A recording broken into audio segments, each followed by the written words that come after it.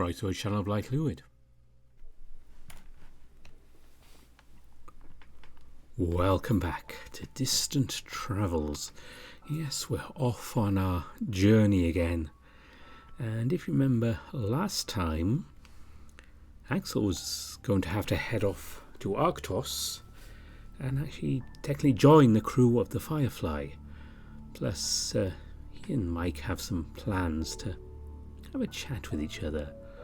So having done a quick fill in there seems like a perfect time to get going into this.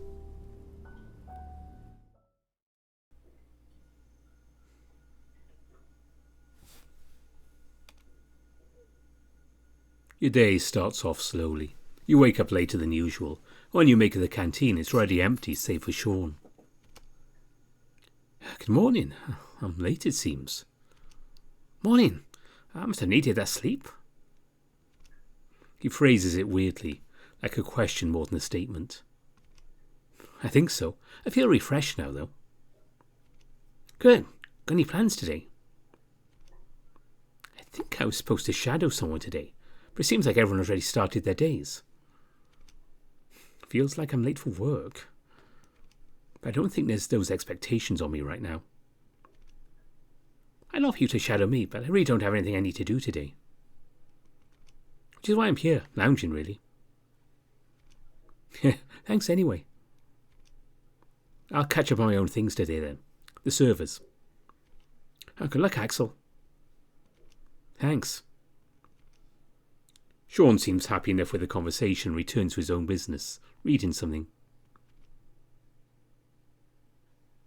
Not there's much I can do since they're not actively being used and there shouldn't be any updates. Inventorize some things maybe? And Mike was going to let everyone know about our changed plans today, unless something changed. I should check in with him later. You proceed to grab some of the breakfast that had been put away and eat it in silence, before putting everything away again. Eventually, you make your way down to the server room you set up before. It's quiet and relaxing, and you quickly settle in a routine of going through the server list and making sure there's nothing weird in the logs. Of course, you already knew that because you set up a local monitoring system before, which you also double-checked was working as intended before you started working today. Still, it's relaxing and comfortable work for you. A couple of hours later, you're all done going through everything. You've made sure every system has a good setup and is secure, and you've set up a user for John. On top of that, you started writing up more closely all you need to do to make it all tick. You send the list to him through your navigator before finishing up. What now? It's just after lunch and I had a late breakfast, so I'm not really hungry. Feels like I've been sitting still in this box for a long time. You remember what Bruce told you about having no choice but to go to the gym, really. Must be a spaceship thing. A workout it is. I should check in with Mike first, see if there's anyone I should shadow in the afternoon. Hi.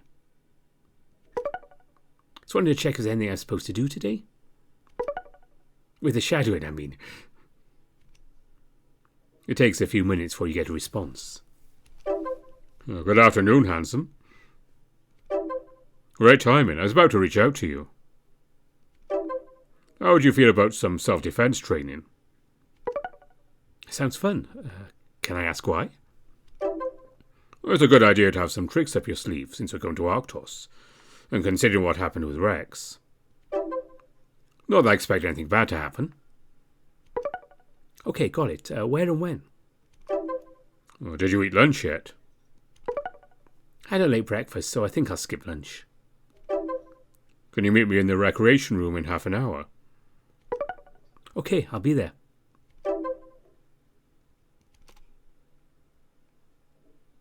You sit down for a bit before moving to your room and quickly change into some workout clothes.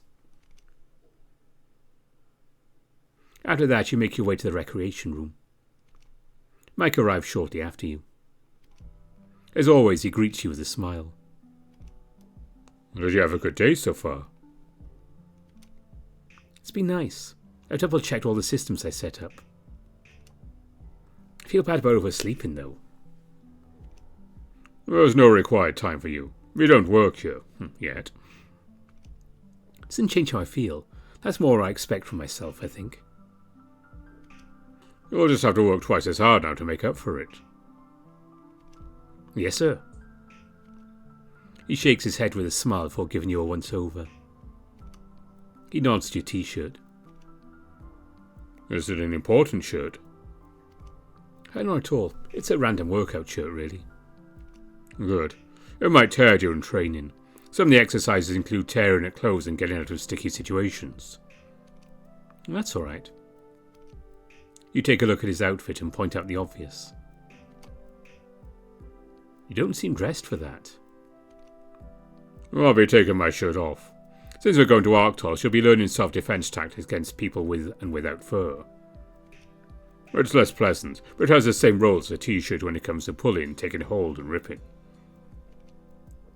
I try to avoid any ripping. He just smiles at that. You take a look around the room. With some perspective in mind, it almost looks like a large dojo. A large open space on the floor, and a few boxes and benches along the walls. Mike begins moving some mats into place on the floor, and even fastens a pole that reaches from the floor to the ceiling to one of the corners.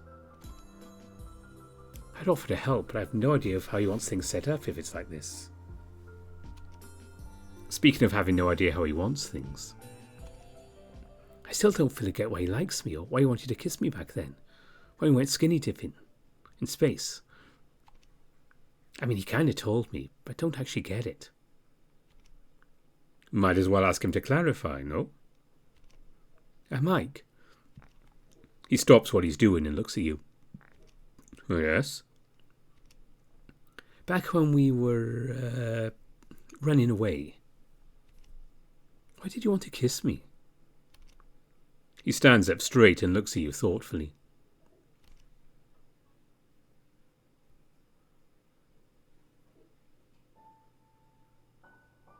He then turns and looks out the window. Why is he looking away? What's he looking at? As you look out the window, you see his reflection clear in the glass. As you look at the reflection closer, you instead catch him looking at your reflection in the window. I like you, that's why. To clarify, I'm interested in you, in an emotional way. I'm also attracted to you. Your only constant in life, truly, is here and now. It's what and where we are at this moment. The world might quite literally end at any time. Arctos definitely might. You never know what day is your last day. That's why I asked. That's why I decided to go for it when I told you I like you. I thought on it more afterwards. I see you different than you see your own reflection. I don't see you in the window, looking at you now. I see you in the stars. Just how you see me, different than I see myself in the reflection. You're cute, handsome, smart, strong and brave. You're determined, and you're introspective. You're confident, yet vulnerable. You've created the tools yourself to survive as best you can in situations where it's been easy to give up. You don't give up. Therefore, I see you as amazing. I know you don't often feel like it yourself. But you're fucking amazing. That's why I kissed you. It was as nice as I imagined, by the way. Mike sighs a soft sigh, like something he'd been thinking about finally settled properly. I worried for a minute that I might have fallen for the illusion of what you might add to my life, you know? I looked at it objectively, like through a reflection, and realized that I like you, for you, regardless of the situation. Did that answer your question? It did. Thank you, Mike. It's time to be honest. What's that rule? Half your age plus 7? I guess he's not too old if I follow that. Silly thing to be thinking about. Not like it matters on a spaceship, or in another world. The record. I like your reflection too. The one I see. I'm glad. I'll be doing my best to make your time on the Firefly and on Arctos the best it can be.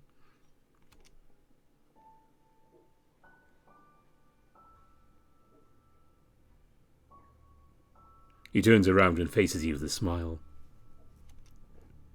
On that subject, I have a question for you as well. I'd like to open up more to you in that regard. What do you mean?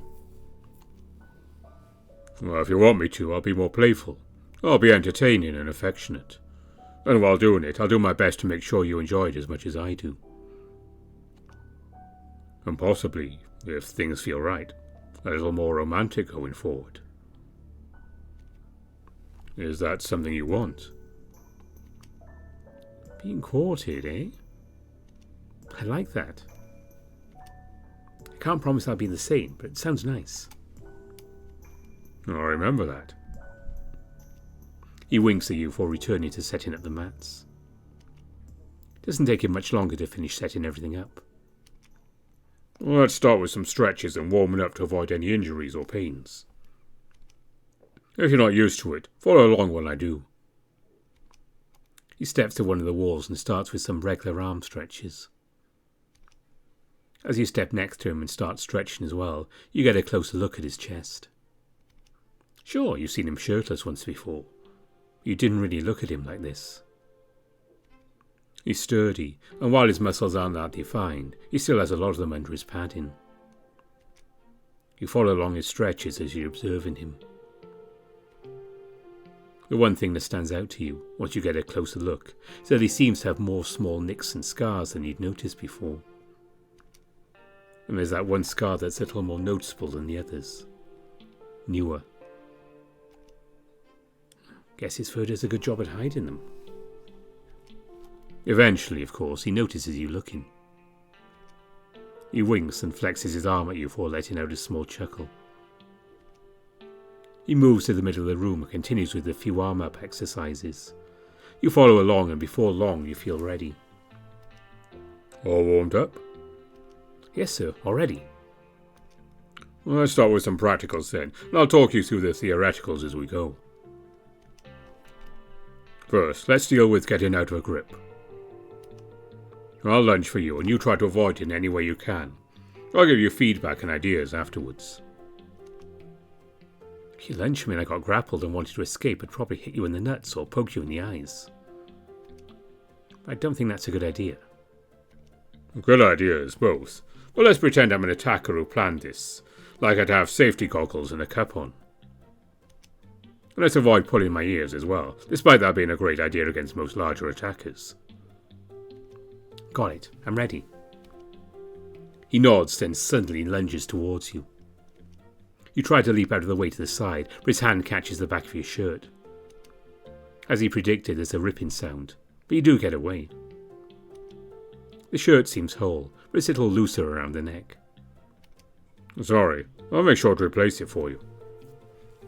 Don't worry about it. That's the feedback. You got the right idea. Fleeing is always preferable when it's an option. It's an option more times than you think, so keep that in mind. What would your next move have been? Hitting you in the face, perhaps? Weak spots are good, but remember, in this scenario I'm wearing something like a helmet. The most important part, and remember this because it's the one thing that trumps all else in a fight, is to have a plan. It's always better to do something than nothing. Always. Any plan will do in a pinch.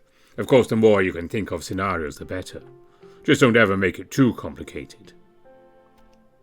As in, escape, otherwise go for the weak spots. And if I'm armoured and heavier than you, perhaps trying to pull me back behind yourself as I lunge would be an idea. I'd make you trip. I remember that. Good. You've got strong basics already. Next up, how about a grapple? Let's start on the ground to avoid injuries. You start with a basic grapple. The most important part in the scenario will be trying to avoid getting your arms pinned towards yourself. If you're not in a joint lock, a good move is to try and get your arms upwards so you can move your shoulders. Like this. He guides you into an escape from his move, leaving his arms around your stomach and your shoulders above his. Much stronger than an inexperienced fighter. Now you're free to kick and punch as much as you can. He leads you through some more grapples and teaches you some more basics. It's stuff you remember hearing in most places. Go for the weak spots. If the face and soft areas aren't available, go for the joints. If that doesn't work, try to look for anything to use for a weapon. Pull and scratch. Don't play fair. During one particular grapple, he puts weight on one of his legs as he's pushing you down. You take his advice and use your foot to swipe his leg out from under him. In turn, he loses his balance and lands on you with a thunk. His chest against yours, and his legs on the side of you, keeping you pinned. Turns out that was not the ideal move in this scenario. Well, and that lesson, I guess, is that there is never a move that is always good. I have to say, though, this is a pretty good move for you to pull right now. For me, that is.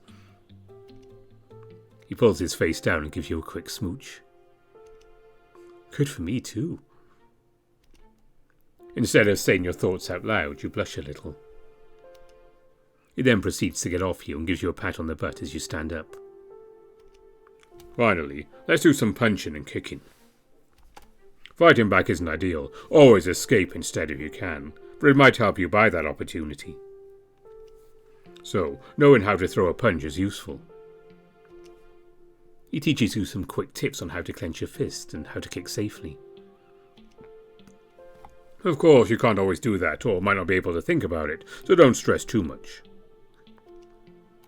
The most important part is not to be afraid to hurt whoever is trying to hurt you, as weird as it seems. It's what most beginners struggle with. Speaking of, it's time to try. He grabs a pair of boxing hand targets, the kind you use for martial arts practice, and holds one in each hand. Hit me. If you get past me blocking, that counts as a win. As in, hit you where you're not protected? Yes, hit me. And don't be afraid. At worst, I'll bruise a little. Nothing I can't handle. Turns out he was right about the beginner part. As much as you try, whenever you do try to hit him, it's very unenthusiastic.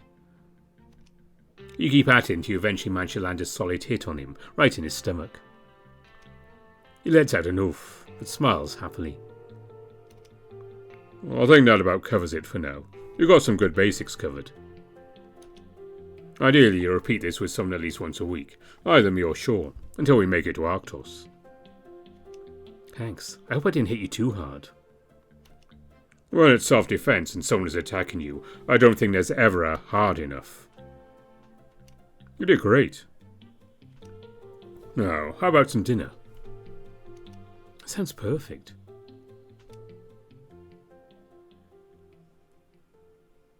The two of you split up to go shower in your respective rooms, as neither of you brought a change of clothes. A while later, you meet in the canteen. You eat together and chat as you eat. He tells you more about self-defense and different combat styles. Eventually, you ask him about Arctonians' firearms, and he starts explaining things with exceptional detail. It's clear he's passionate about the subject and very knowledgeable. It's kind of endearing. Before long, you find yourself back in your room and ready for bed.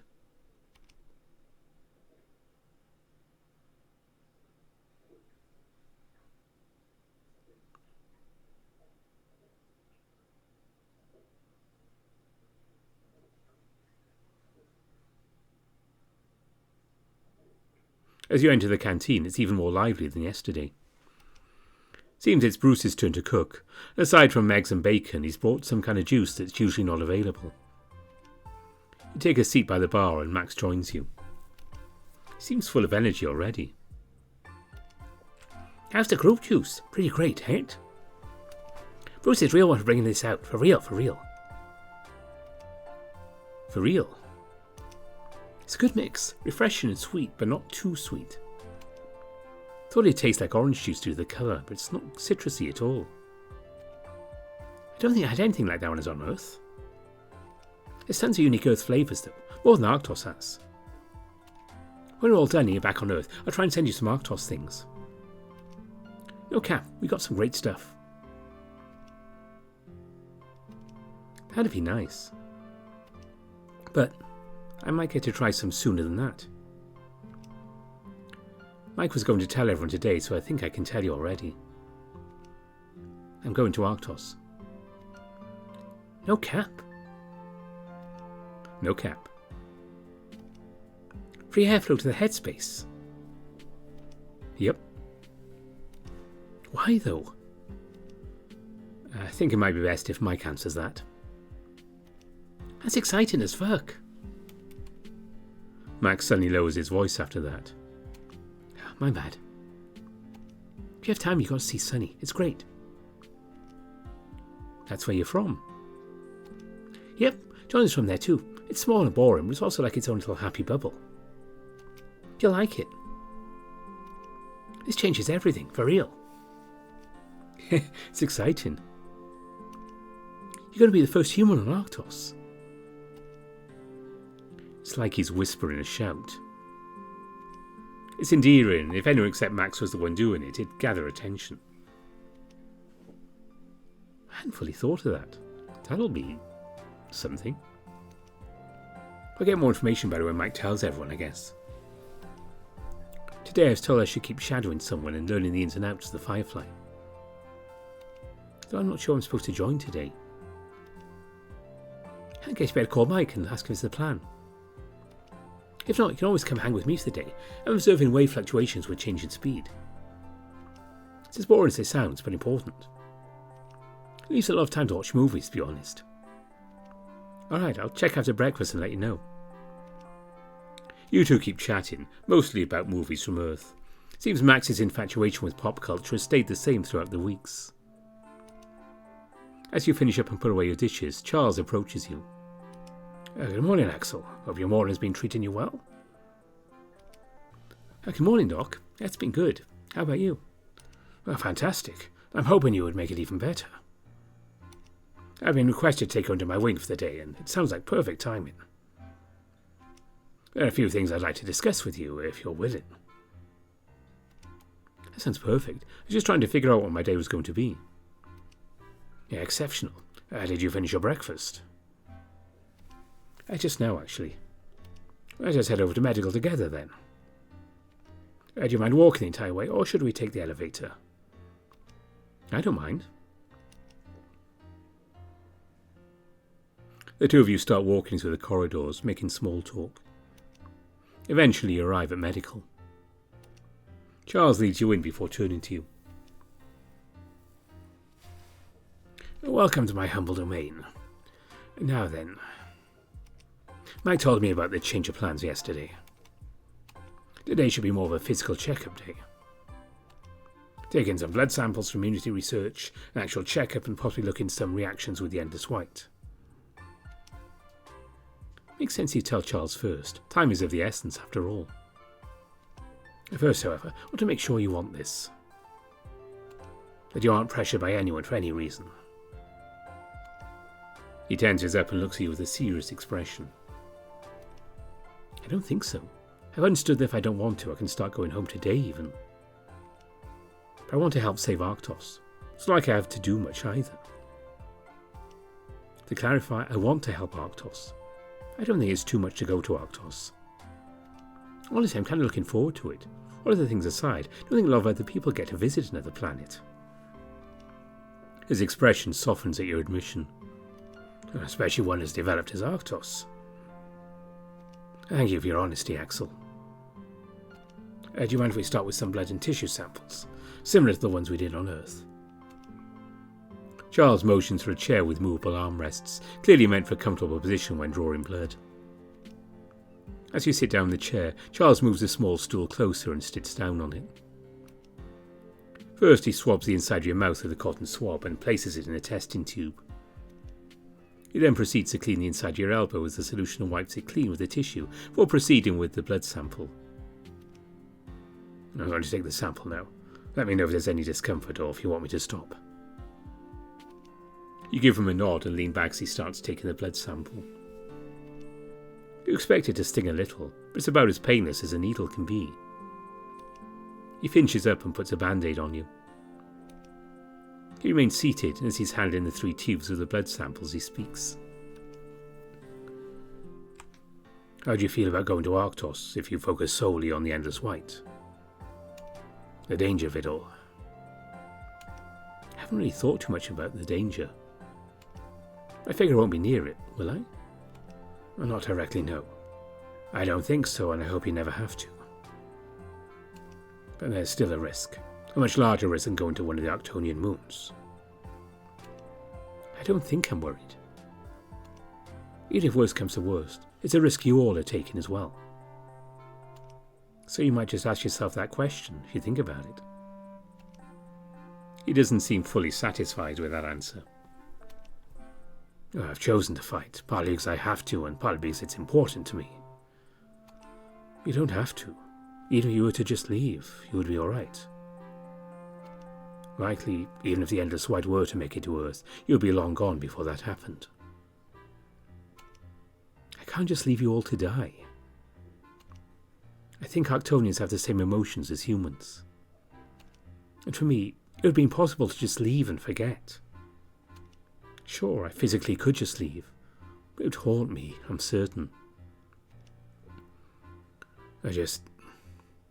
I hope you don't feel emotionally manipulated. Do me a favour and remember this going forward. Even if you regret and take things back now, Arctos isn't in a worse position than before you got involved. I will. He looks at you but doesn't answer. I will, really. Doc, you don't need to worry about me when it comes to that. I will say no when the time comes to say no. But for this, I've said yes, and that's what feels right. Very well.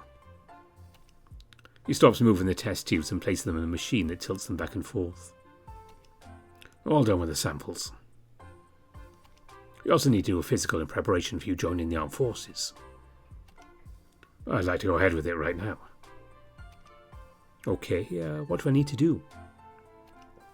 We'll get the awkward parts out of the way first. Some measurements. I remove your clothes and stand next to the table. You remove your clothes, folding them as you do and putting them on the table, leaving you just your underwear. Good. Stretch your back and put your heels together and stand still for a little bit. He takes a few steps back and scans you with some kind of laser. Great.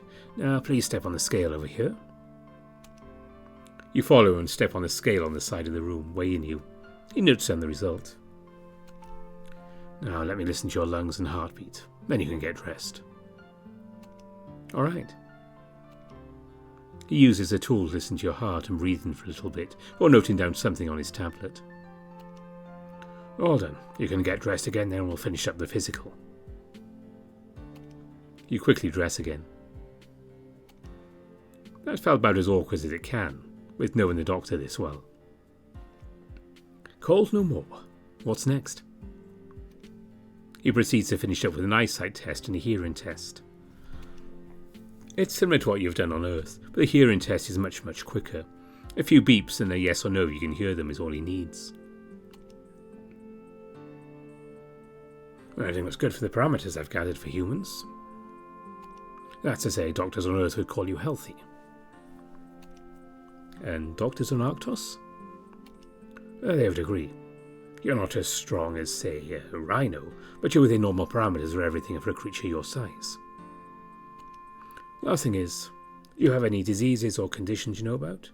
Is there anything hereditary in your family? I had asthma as a child, but I've noticed it for more than 10 years now. My mother, I lost her to dementia. Charles focuses on your eyes with a serious expression. Your lungs sounded good, but we'll do another checkup at some point regarding the asthma. There's a few ways to check it and treat it on Arctos. As for dementia, I would need more details to see if it's hereditary, but the scans we did earlier showed no signs of any possibility of something like that. Anything else to note, aside from dissociative amnesia?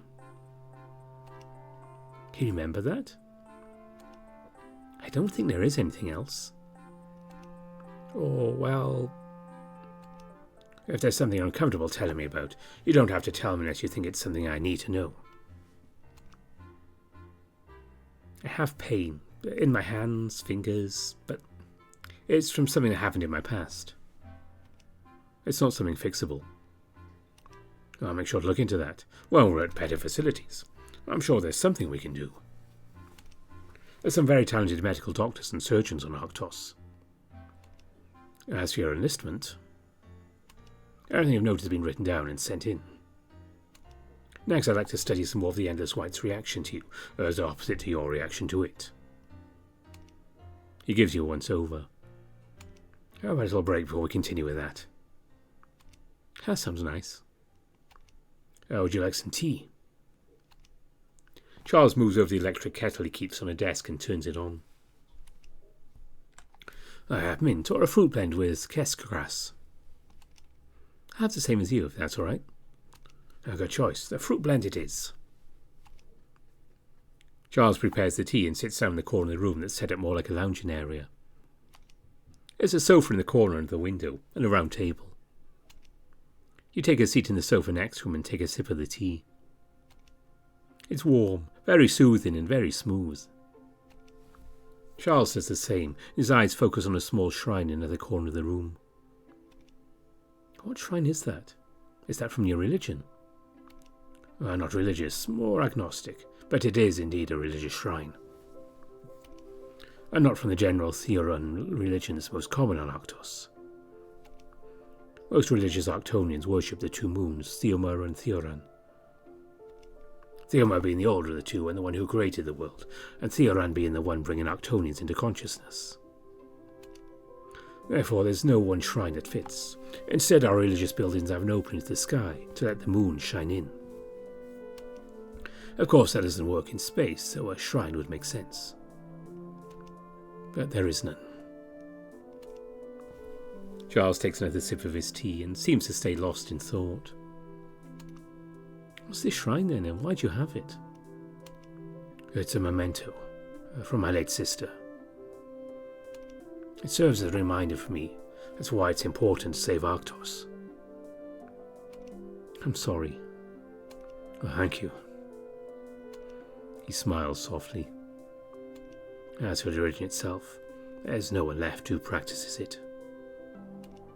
It's an inactive religion, and due to the beliefs they can't ever get any new followers either. As for religion overall in Arctos, it's about as common to not be religious as it is to be religious. Very unlike Earth, which has many religions and more forceful religions. He sugarcoats some of our worst sides. Very polite. That's one way to put it. I have sisters back on Earth. Not sure why I brought that up. I shouldn't have. Too late to change it now. We're not very close. Haven't been for a long time. One of them even lives in the same town as I do back home, but we haven't met since I was 4 or 5. Don't even fully know why. It's not like I have bad memories of her. Perhaps it's because I'm her half-brother. What about your other sisters? I'm the youngest. We grew up in a troubled family, really. I figure they had their own problems to work through when they moved away from home one after another. It didn't help that I was gay. It took a while for me to come out to them. Why? Charles sits up straight and looks at you as you tell your story. Well, we fought on as kids, as siblings do. Twice as much due to circumstances, I think. They took to each other and got closer. Well, I was just an annoying little brother, I think. With how our country was back then, it wasn't uncommon to make jokes about gay people in a bad way. Name-calling and the like. Exactly. So I never really felt comfortable until I was already an adult. And when it happened, most of them were already living across the country from me. None of them ever judged me for it as adults. They probably would have supported me if they came out earlier. Well, if you have the energy and will, you should reach out to them more. Nobody can know you as someone you grew up with. regardless of how it seemed back then. I should. I think I'll do that when I get back home. Do you mind if we change the subject? Of course not. My apologies. He puts his cup down before continuing.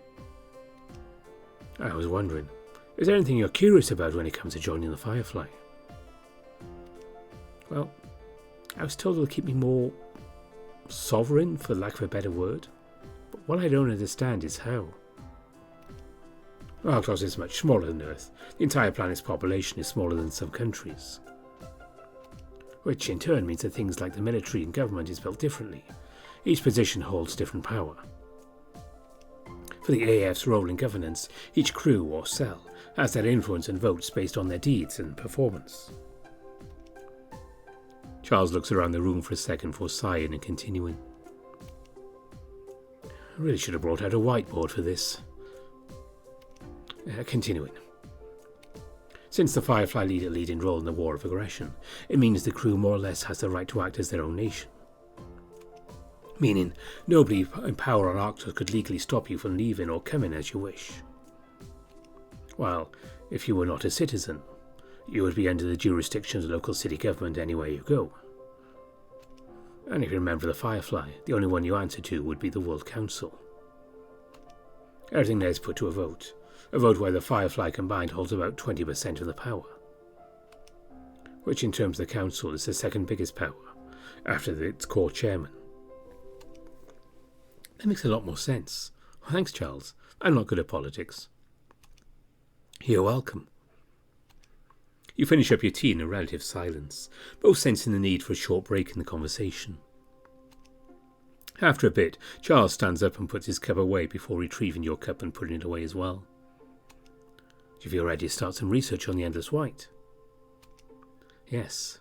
What do you need me to do? Well, back on Earth I showed you an inactive shard of the Endless White and you held it. If you're comfortable with it, let's see how an active shard reacts to you. Do you have the Endless White on the ship? A shard. It's kept sealed so it won't react to anything. We've tried most things, but if it can't sense anyone properly, it doesn't act. Would you like to try? If you think it'll help you. Let me prepare things then. It'll be a few minutes. Charles moves to the large table in the middle of the room and brings something out from a safe under the table. It's a glass dome, seemingly without any openings. Inside there's a few pieces of white ash.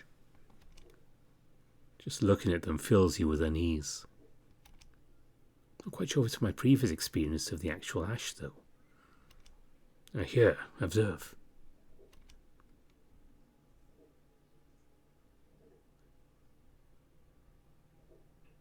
As you step up to the table, Charles moves his hand around the dome. Nothing happens. Not sure what he thinks should have happened. If there was any unsealed connection, the ash would have reacted, moved towards me. I'd like you to try, since you're already resistant towards the Endless White according to the blood samples and tests on Earth. Keep in mind, though active, this is a weak piece of the Endless White. It's likely to go inert today or tomorrow. All right.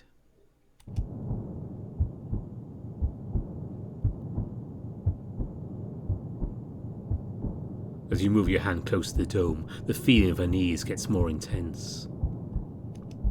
And then, your hand touches the glass and the feeling stops. Suddenly you feel empty. It feels weird. Empty. Like there's nothing around me. Nothing? No. On Earth I felt uncomfortable. Now I just don't feel anything. Like an absence of normal. Move your hand away. Does the feeling stay?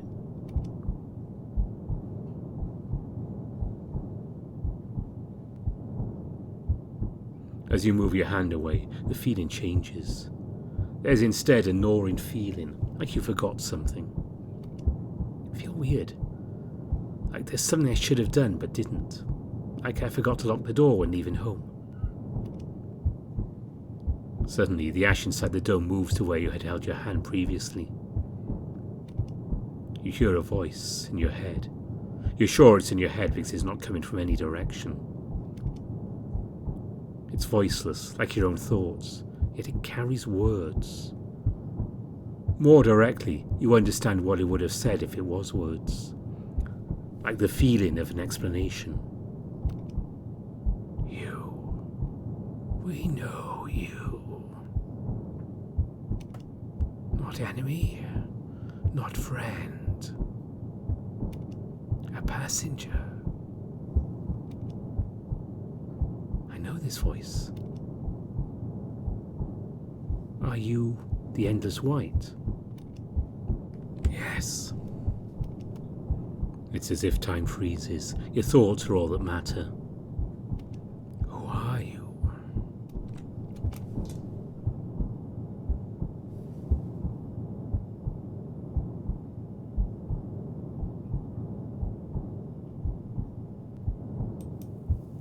We have met before, your blood and us, but not in this time, not in this path.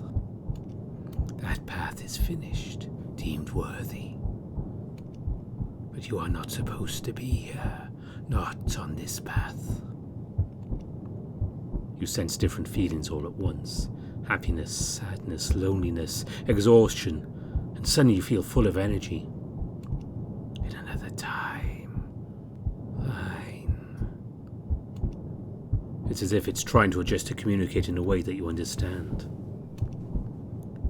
We must anger the ones at fault. You subconsciously think of the Arctonians you know. The creations. No, not them. They are destroyed for revenge, but not revenge against them. That is not fair. Looks like you ended up responding in the end, despite your intentions. It is not. We did not choose this. It is simply a must for relief, an end to suffering. Can't you just stop? I'm sure they'll help you end any suffering if they can. The people here are kind. The end is relief, but not the end of one of us. The end of all. You want to die? Not die. End. The Arctonians cannot do this. I don't understand. You've been to Earth as well, if I understand. What is Earth? My home. In another time, another path. Why was Earth deemed worthy? Earth was abandoned, but not a failed world. And Arctos is a failed world?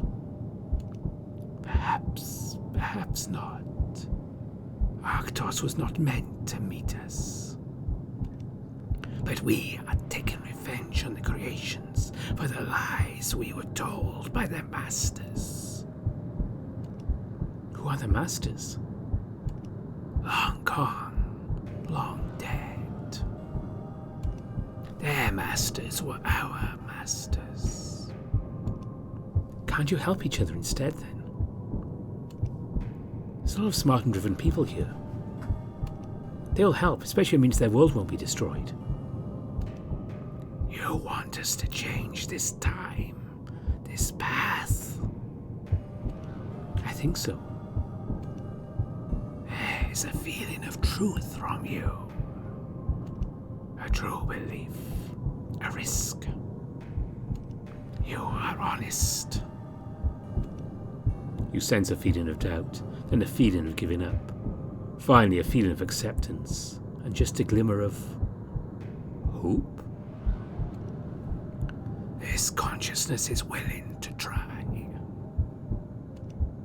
It requires entangling of paths. This section can help, if you wish. It requires trust to entangle paths. You are worthy in another path. Entangle your path with us. You want to absorb me? No, opposite. Your path needs absorb us. The ash returns to being inert, and your feelings return to your own.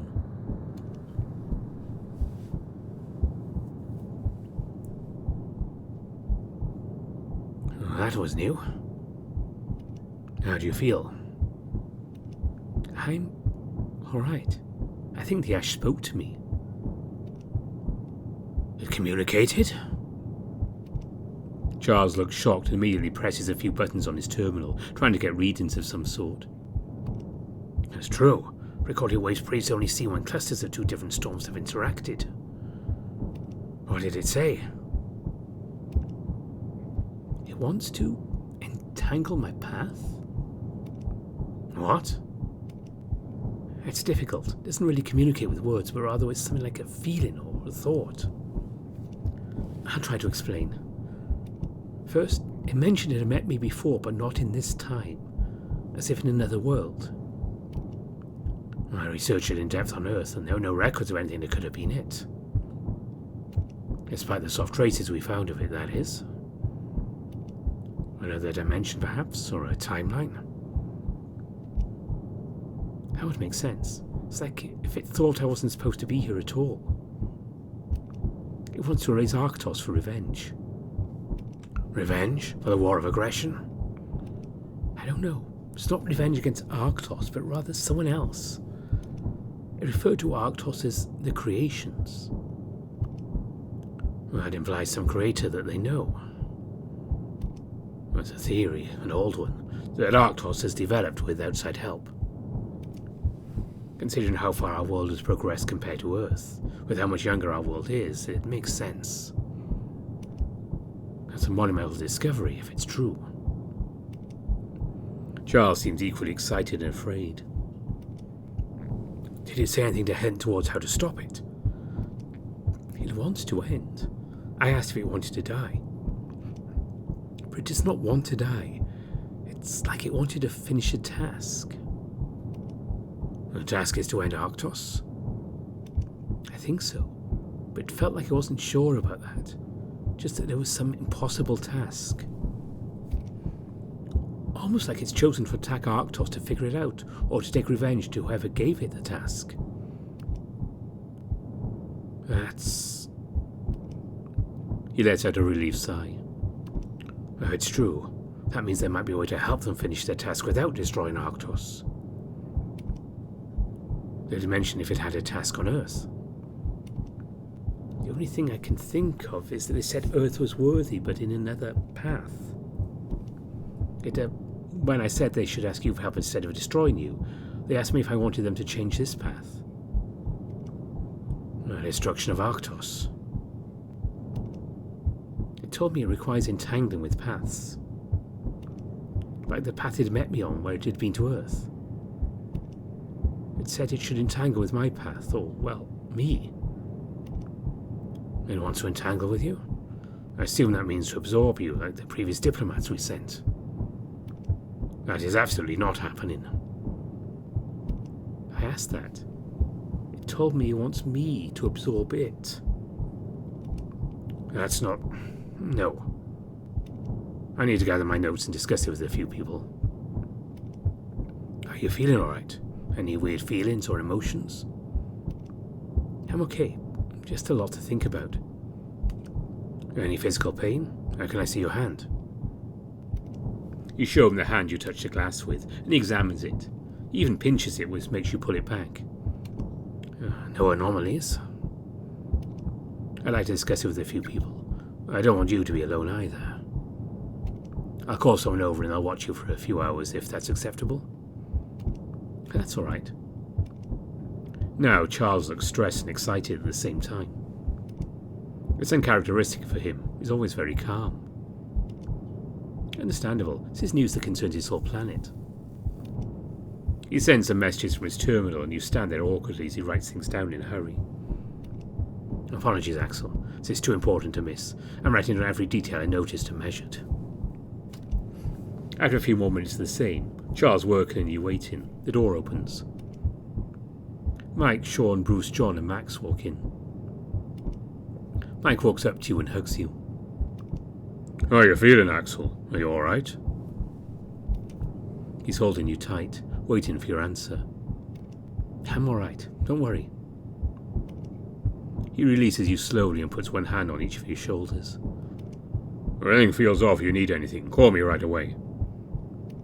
I'll need to talk to the doc for a while. I'd like to ask to stay with John and Max for the time being. You shouldn't be alone, at least until we know what's going on a more detailed level. I'm not made of glass. What? You're against spending time with me? Oh, mercy. I've never felt so lonely. He's theatrical, but has a large smile on his face. Not at all, I enjoy it. But I don't think anyone needs to worry about me. I feel just fine. Don't worry either way. You're important to us, Axel. I'll trust you if you're feeling alright. Make sure you eat and drink something still. You've had blood samples taken after all. Bruce nods to the band-aid on your arm. Sean is about to say something when Max interrupts. I'm going to do this thing where I save Axel before things get awkward. Read the room, boomers. Let's go. John and I was just doing something you like. Mike gives you one more hug before letting you go. Then with a nod of his head he turns towards Charles. Give us a rundown, Dr. Stevenson. Max motions you to follow him out the door and John follows closely behind.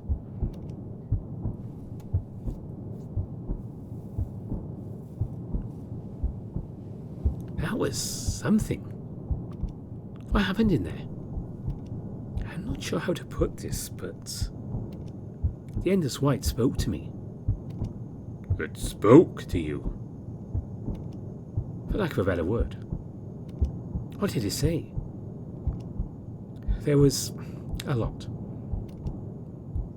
I think it might be best to let Charles figure out what it all means for overthinking it. I agree. Let's continue with our day, Max. And now we've got some cute company. Okay, on one condition. You can't flirt with him. Oh, why not? He's obviously interested in someone else. I'm surprised you haven't noticed. John almost seems excited hearing that. Oh, is that true? It's obvious you think about who he spent his free time with. Haha, I'm glad for you, Axel. I hope he's interested in you as well. I'll avoid flirting, for now. So, what you plan on doing before you call to medical? We're going asteroid mining. It's probably the coolest thing you'll see in space, short of finding something completely new. Mining? With a robot, I'm guessing. Nope, we're going out there, on an asteroid stuck to the Firefly's gravitational force. You'll get to use an energy field spacesuit. It's boggers. They want me to go out into space? For real? For real, for real? You'll get some once-in-multiple lifetimes views. Lead the way.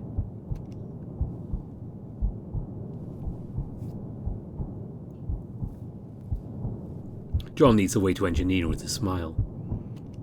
Max talks excitedly all the way, telling you the ins and outs of how they find and attach the asteroids. Apparently, rather than give them a gravitational pull towards the Firefly, it's more like they control the asteroid's gravity and make them have the same speed and direction as the Firefly.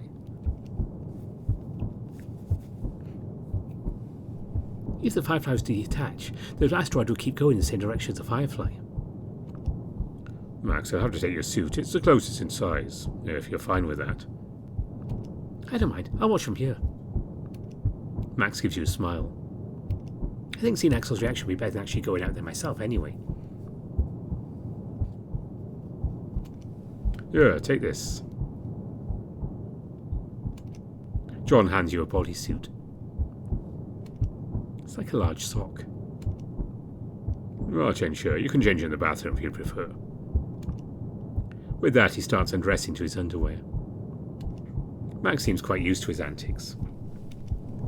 Once done, he puts the suit on. It seems loose at first and attaches closely to his body. Might as well. You follow suit. It's an interesting feeling. The suit is taking your body from literally everywhere.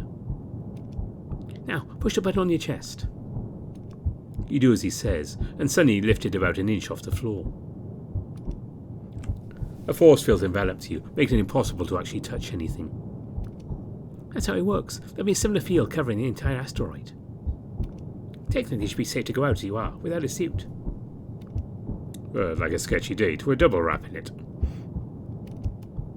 That was bad. Besides, for safety, 2 condoms is worse than wearing just one. Good to know. John pushes the button on his own suit, and similarly it lifts him off the ground like he's wearing very thick invisible socks. Max, would you start the force field and open the hatch for us? Aye, Captain. Max goes to terminal and pushes a few buttons. After a few seconds, it's like the background sound you've been hearing is muffled.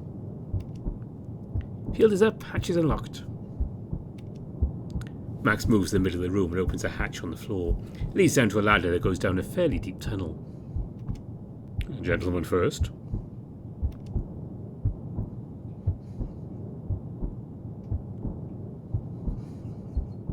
You start climbing down the ladder, eventually making it into a small airlock similar to the one you entered the Firefly through.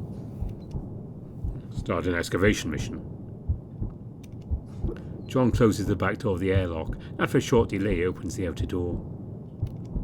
He steps out onto the asteroid. As you follow him out, your first feeling is how cold it is. It's like going outside in winter wearing summer clothes. A little chilly, but we won't be out for too long. A few minutes. Let's take a look around. Enjoy the view.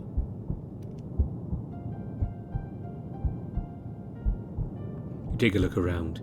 It's an interesting feeling. You've seen the stars go by light speed outside the windows of the Firefly multiple times. But right now, you're in the middle of it. It's surreal. Whoa. Enjoy it. Once you're done, take one of those spikes over there and follow me. You take a look around for another minute, while picking up one of the spikes John had pointed to. It's a long tube with a sharp end, the other end being attached to the Firefly. You follow John as he surveys the spot with the tool he's brought. Alright, here is good. Stick it to the ground as hard as you can. John demonstrates by putting the spike to the ground and then stomping down on a handle next to the edge. You follow suit and the spike goes down with relative ease. Now we wait. Just a few minutes. The spikes make a whirring sound. It's probably loud, but sounds muffled to you. I'd ask how you feel about it all, but I'm sure you're tired of that question by now. A little, yeah. I'm alright. You decide to change track and remember Gerald's suggestion from the other day. Hey John, do you want to come to a party? I was going to try and sort something this weekend. A party on the Firefly? Sounds like fun. You need any help? I was told you might be able to help with snacks. Who told you that? They've got the right idea. I got some ideas. Have you ever had rustic eggs? Never even heard of them. A perfect snack for drinking. Have you sorted drinks yet? I was going to ask Bruce. I'm sure he has something stashed away. You might need to make some kind of deal to get it from him. I'm sure you'll make it happen. I'll see what I can come up with, or what he would want for it. I know what I would want. Hey! Sorry.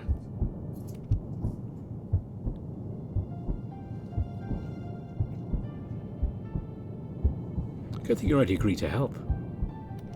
I should have thought of that before agreeing. Too late now. The spikes stop whirring one after another. You're all done. John grabs both spikes and puts them back. Oh, perfect timing. Here, Axel. A planet. See, a once-in-a-lifetime view. Yeah, it's something. After a couple of minutes, you notice yourself shivering. Time to head inside. You go first. I'll lock the doors behind us.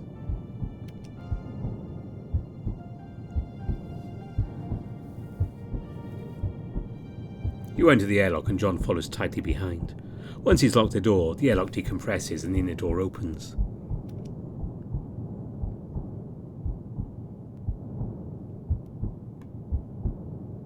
As you climb the ladder and make it back to engineering, Max offers you a hand with the final few steps. So how was it? As magical as it sounds? Spot on. It's like floating in space. Like swimming in a sea of stars. Sounds romantic, almost. It definitely is a romantic view. What's this about romance? John asks, having just entered, making up the final steps of the ladder. The view, nothing else.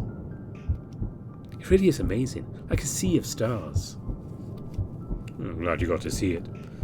How about we head over to the canteen? It's just about dinner time.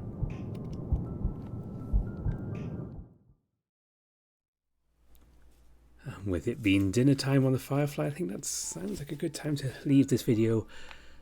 My voice is getting a bit tired as well. I had some weird slight sickness going on all this week. Hopefully it didn't show up in echo, but all here. But yeah, it's been going on, so I'm definitely feeling a bit, and I don't want to carry on too much longer, so we're done. We'll be back with Distant Travels again before too long. I really want to see what else is going on with the Endless White and what it really wants. This is very interesting. Also, nice to see that cameo from Calbex in the background earlier. Yeah, we will be having more Distant Travels, hopefully before too long. Say great. Yeah, and if you want to go and download it, it's on Itch.io. Go and look it up there, and you can watch the Not Safe for Work stuff, which I can't show here. Coming up in the week will be Monitor Hotel. We got that new build from them. And if you're watching Echo, I did say it was going to be Tennis Ace next weekend. It's going to change because as of recording today, I just saw that Glory Hounds has a new update. So I'm going to rejig the schedule, bring that into you next weekend. And then Tennis Ace will be in November. I think that should all work out. I'm getting towards the end of what I planned, so it's not going to be too bad. But yet more Glory Hounds, and it's a very good one. Yeah, I'm not going to say any more than that's one I'm iffy about recording for a certain reason, but yeah, you will enjoy it. We'll learn about Raoul's stuff. But before we go, as always, I want to say thank you to all my donors on Ko-fi and Patreon. And my top patrons: Omar, Rafu, Spiderling, Smuto, Tiger Cup, Ara Amaterasu, Alan Mayer, Greylock, Hyper Defined, Lark Huskerton, Gracious Yevon, Andy Peng, Aaron Fox, Bastian, Baker, Brian Hall, Cobus Visser, Dissonance, Exact, Grizz, Harvest Mouse Productions, Evan King, Kartek, and McKenya. And if you want to support the Patreon, it's $2 Canadian a month, and you can get into our Discord, and over the next couple of weeks or so, I'll be having a couple of sessions of spooky stories suitable for Halloween. So that will be Discord only, but there will be a story coming up for Halloween that someone's written for me to do, so hopefully that will be fun. But yeah, that'll be happening on Discord, more stuff on the channel as always. But for now, thanks for watching. Goodbye.